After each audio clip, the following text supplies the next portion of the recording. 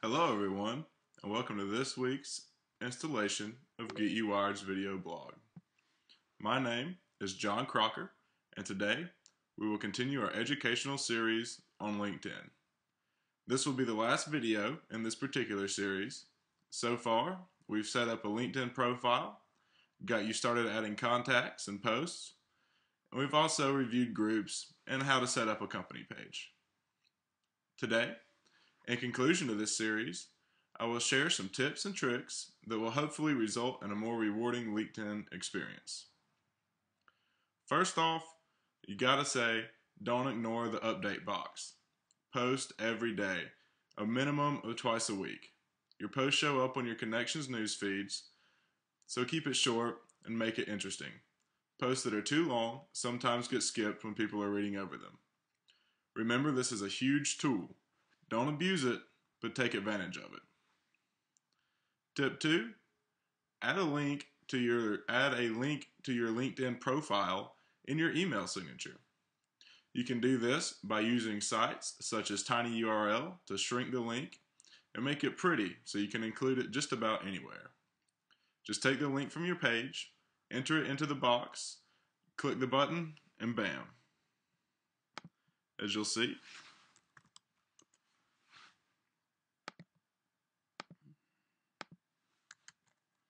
take my URL, put it in here, click Make Tiny, and it spits out a nice, clean little URL for you to include just about anywhere. Tip number 3 is use apps.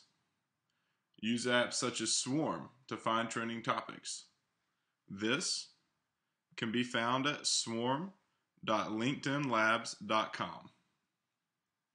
Swarm visualizes LinkedIn's most recent company and title searches, job posts, blogs, and shared articles. They post in the form of a tag cloud rather than a tag swarm, as they like to refer to it, and it cycles through a variety of topics automatically. Tip number 4 is one I know we've covered in the past, but you really need to make your profile public. If you want to reach out to the maximum number of possible connections, not to mention getting it ranked on Google.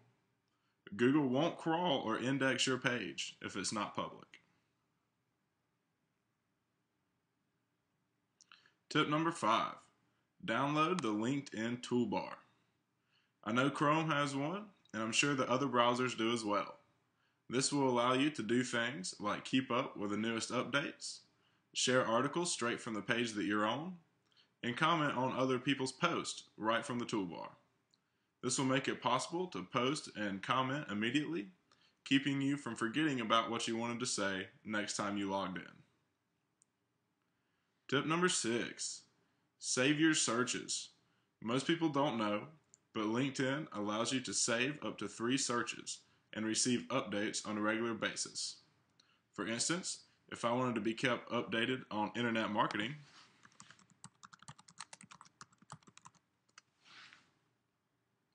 I would search for it, click Save Search, and then choose how often I wanted an email alert.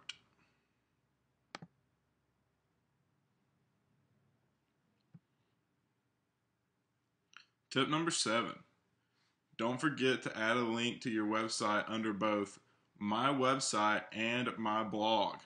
This will help drive traffic back to your site and give you 2 high-quality backlinks.